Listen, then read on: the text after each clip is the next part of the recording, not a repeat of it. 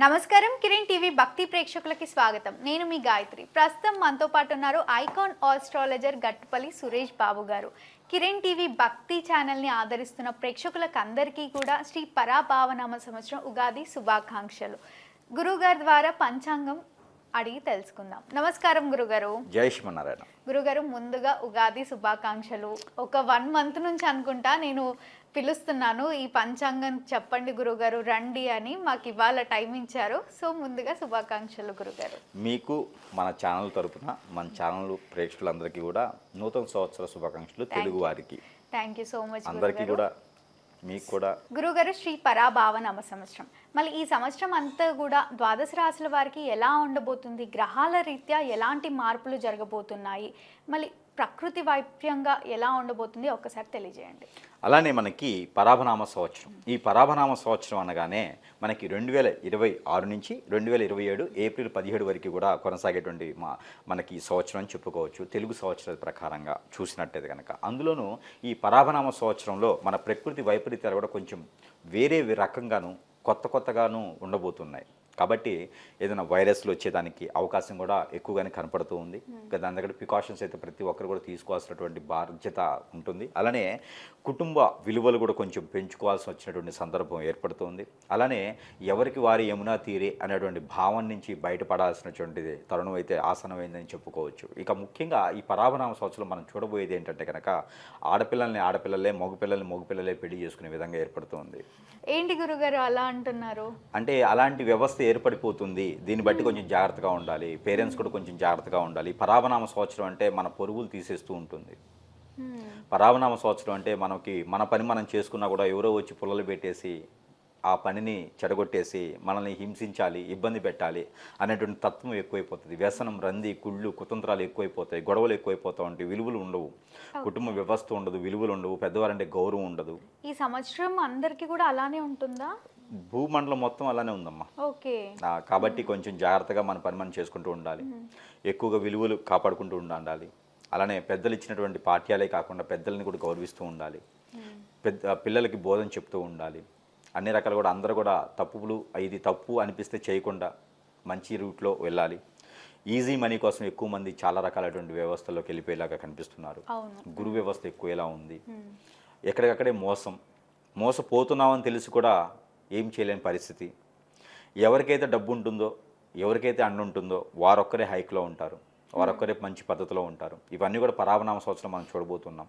మనకు తెలియకుండానే ఎన్నో జరిగిపోతూ ఉంటాయి. అలానే ప్రకృతి వైపరీత్యాలు కూడా చాలా గొప్పగా జరుగుతూ ఉన్నాయి. అన్నిటికీ నిత్యావసర వస్తువులు అన్నిటికీ కూడా రెక్కలు వస్తాయి. రెక్కలు అంటే ఎగిరిపోవటం కాదు, రేట్లు పెరుగుతాయి. అలానే గోల్డ్, సిల్వర్ లాంటివి కూడా కొంతమేర రేట్ అయితే స్థిరంగానే ఉంటుంది. 1,50,000 నుంచి 1,80,000 మధ్యన గోల్డ్ ఉంటుంది ఈ సంవత్సరం మొత్తం కూడా.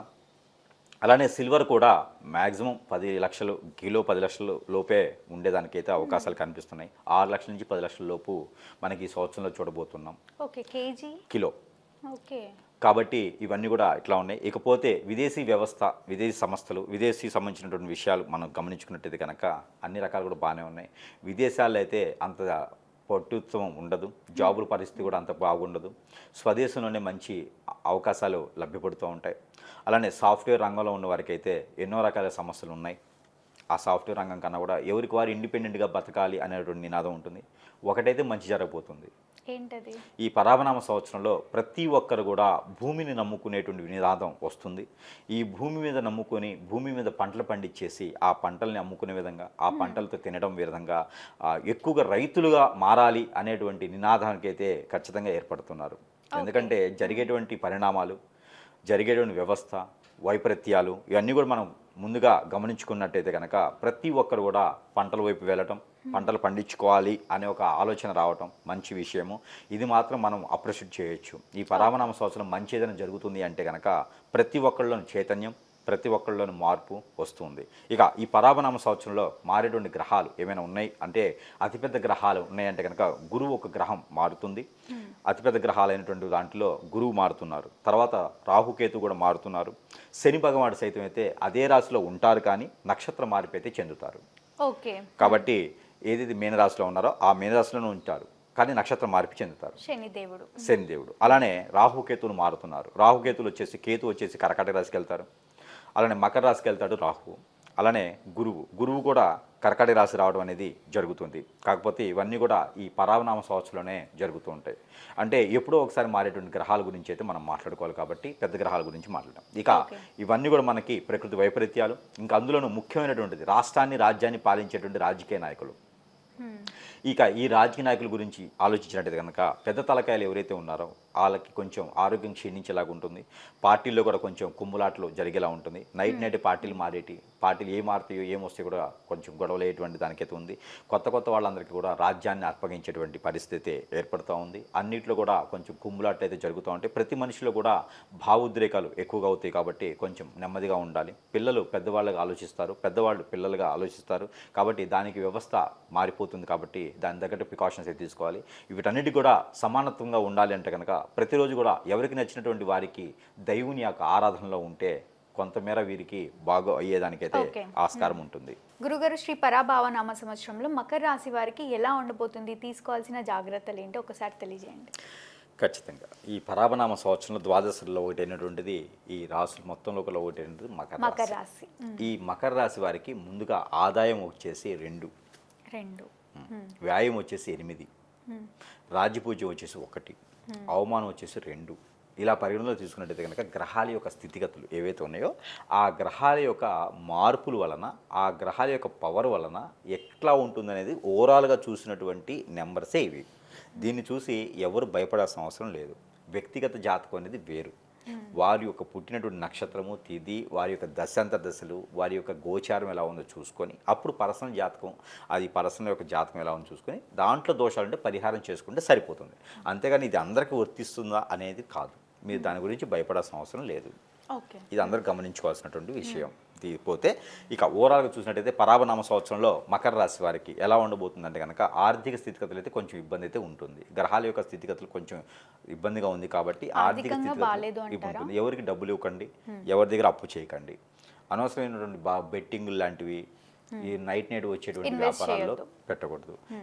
అట్లా కాదు, ఎవరు మాటలు నమ్మి దేంట్లో ఇన్వెస్ట్ చేస్తూ ఉంటారు. అట్లా ఇబ్బంది పడేదానికి ఉంది. కాబట్టి అలాంటి ఏం చేయకూడదు. మీకు నచ్చింది, మీకు తెలిసిన దాంట్లో ఇన్వెస్ట్ చేయాలి. అట్లాంటి దాంట్లో చేస్తేనే మంచిది. ఎదుటి వాళ్ళ మాటలు నమ్మాము అంటే అక్కడ నష్టపోతూ ఉంటాం. కాబట్టి అలాంటివి చేయకండి. స్థలాలు లాంటివి కూడా మీకు నచ్చింది అంటేనే కొనుక్కోవాలి. ఎవరో చెప్పారని మాత్రం కొనుక్కోవద్దు. అలాంటివి చేస్తే నష్టపోతూ ఉంటారు. ఏ వ్యాపారం అయినా సరే అదే విధంగా ఉంటుంది.